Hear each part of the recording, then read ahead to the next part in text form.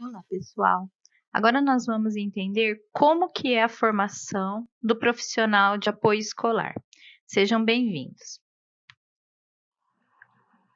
A contratação de um profissional de apoio escolar, de um cuidador escolar, é garantida pela Lei Brasileira de Inclusão, a Lei 13.146, de 6 de julho de 2015, chamada Lei de Inclusão.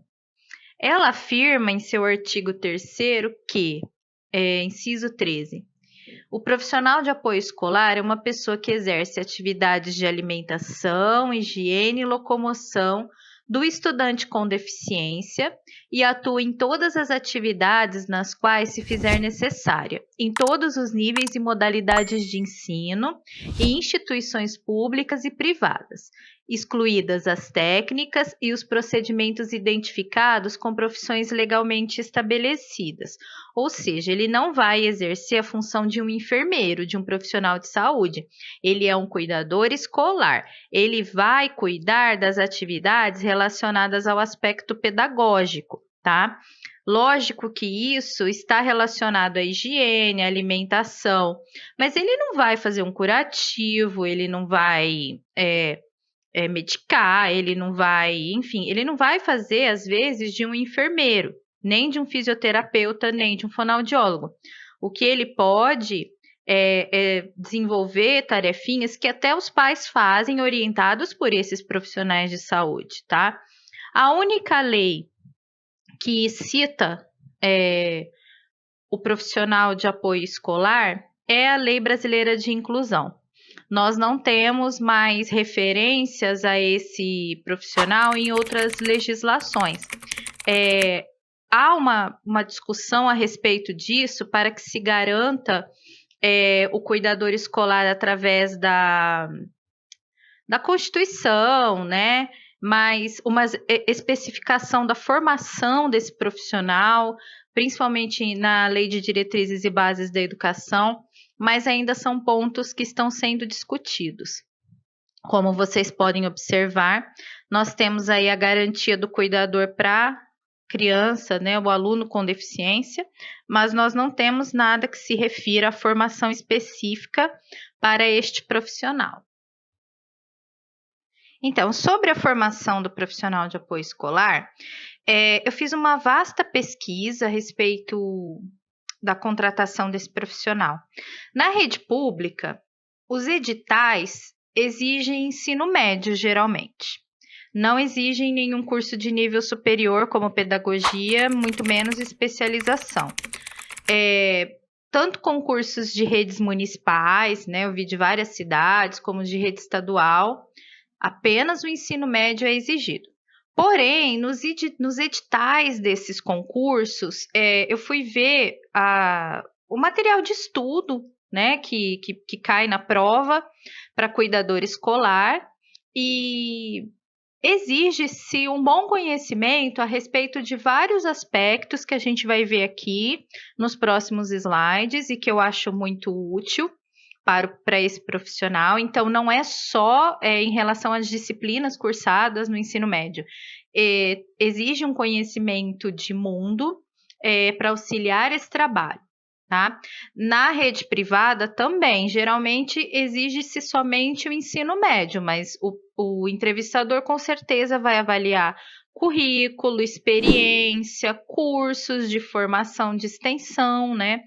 Então, é importante que a pessoa que se candidate a esse cargo tenha habilidades e competências que a gente vai descrever mais para frente e que estão relacionadas com o cotidiano escolar, principalmente da criança que tem necessidades educacionais especiais.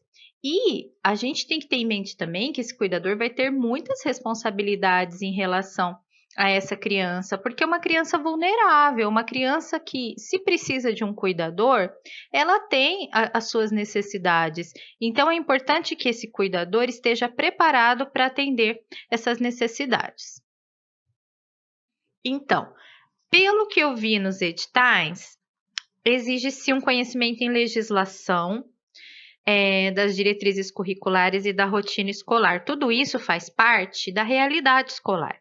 Acho válido, portanto, que o cuidador escolar ou profissional de apoio escolar tenha o conhecimento desses 3 aspectos. As principais leis que eu vi nos editais foram a Constituição Federal de 1988, não toda a Constituição, logicamente, a parte que se refere à educação e à inclusão do deficiente na escola, tá? Inclusão escolar. O Estatuto da Criança e do Adolescente de 1990, também principalmente na parte do direito à educação.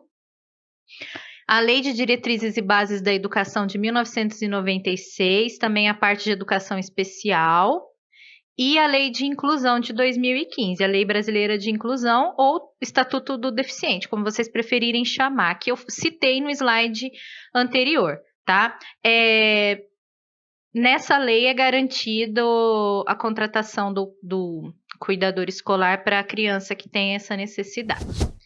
Também é importante conhecer as diretrizes curriculares, porque esse cuidador vai estar em sala de aula junto com a criança que tiver necessidade, ajudando a escrever, a desenhar, a manipular os objetos como caneta, lápis, pranchas, tablets, o material didático que for utilizado por ela. E às vezes digitar, nós temos material adaptado, né, o teclado com colmeia, o pulsor, né, para a criança poder digitar. E o profissional de apoio escolar vai ajudar essa criança. Peço desculpas por interromper sua aula por um breve momento, mas tenho algo importante e vantajoso para compartilhar com você. Se você está gostando desta aula, tenho uma ótima notícia. Agora você pode levar sua experiência de aprendizado para o próximo nível fazendo sua matrícula em nosso site. Ao se matricular, você terá acesso exclusivo a uma série de benefícios. Primeiro, você pode baixar a apostila completa do curso em PDF, perfeita para acompanhar as aulas e revisar o conteúdo sempre que precisar. Além disso, ao concluir o curso, você terá a oportunidade de adquirir um certificado de conclusão, um grande passo para o seu desenvolvimento profissional e acadêmico. E sabe o que mais? Ao assistir às aulas diretamente em nosso site, você terá uma experiência de aprendizado sem interrupções ou propagandas. Isso significa mais foco e eficiência no seu estudo. Então, não perca essa chance. Clique no link na descrição deste vídeo ou visite nosso site para se matricular agora mesmo. É rápido, fácil e vai transformar a maneira como você aprende. Agora, vamos voltar à aula. Obrigado por sua atenção e nos vemos no site. Vai ajudar essa criança nesse sentido. Então, é importante que ele conheça como funciona o currículo escolar. Quais as etapas de ensino que nós temos: educação infantil, ensino fundamental 1, ensino fundamental 2, médio. Ele pode atuar em faculdades também, porque nós vimos que a lei garante cuidador em todos os níveis de ensino, inclusive no nível superior. Então, é importante que ele estude as diretrizes curriculares, pelo menos da educação básica, para saber quais as disciplinas que são dadas em cada etapa, como que é a seriação, como que é a idade escolar, com que idade a criança entra no ensino médio, com que idade ela entra no ensino fundamental e assim por diante. E, claro, é importante conhecer a rotina escolar, porque esse profissional não vai atuar somente dentro da sala de aula, ele vai atuar em todos os locais que a criança frequentar dentro da escola. Então, é importante ele saber como são as aulas e as atividades fora da sala de aula, no ensino fundamental, na educação infantil, no ensino médio, tá? Então, é importante ele conhecer como funciona a rotina escolar. Isso em relação à realidade escolar. Existem outros aspectos que o cuidador precisa conhecer, que a gente vai ver. Outro aspecto importante é conhecer o universo infantil. Mas aí você vai se perguntar, mas ele vai atuar com crianças, adolescentes e adultos? Sim, mas a gente espera que o adolescente e o adulto tenha mais autonomia. E se ele necessitar de um cuidador, vai ser minimamente para uma ou outra tarefa ou realização. A criança, quanto menor, mais dependente desse cuidador. Então, é importante que ele conheça como é o desenvolvimento infantil, as fases de desenvolvimento, né? Para que ele entenda o que é característica de cada fase e não se assustar às vezes com coisas desnecessárias e estimular as coisas que são necessárias. É importante que ele conheça as atividades lúdicas para todas as faixas etárias da escola regular, para poder entreter essa criança quando houver necessidade. Então, a criança, por exemplo, que tem um comprometimento físico ou mental, é interessante que esse cuidador conheça jogos e atividades que sejam adaptados para essas necessidades dela, né? Ou que sejam adaptáveis. E também, claro, cuidados com a saúde e com a criança. Como eu disse, ele não vai desenvolver o trabalho de um enfermeiro, de um profissional de saúde, tá? Mas ele vai cuidar da saúde também, porque esse é um dos aspectos mais importantes para a criança poder aprender. Então, é importante que ele esteja preparado para esses cuidados, que ele saiba o que fazer em relação à criança para mantê-la limpa, alimentada, hidratada, que ele cuide das necessidades fisiológicas. Então, é importante que ele faça um curso de treinamento, procure disciplinas dentro do curso que ele está fazendo de extensão, que ajude ele com esses cuidados de higiene, de alimentação e de locomoção das crianças, sem causar nenhum dano. Certo? A gente tem que lembrar que a saúde de muitas crianças na escola é muito frágil. Então, todo cuidado é pouco quando a gente lida com essas crianças. Como ele não é um profissional de saúde formado a priori, né? Porque pode ser que o cuidador seja enfermeiro e cuidador, isso acontece com muita frequência, mas vamos supor que ele não seja. É importante que ele saiba o mínimo em relação à saúde da criança com deficiência, conheça as deficiências, claro, e as consequências que essas deficiências causam. Por último e não menos importante, é conhecer a inclusão escolar. Não adianta você trabalhar com inclusão escolar se você não acredita nela. E muito dessa luta pela inclusão vem do conhecimento, da informação. Então, é importante que ele conheça o contexto histórico da inclusão escolar, para que ele saiba o que é.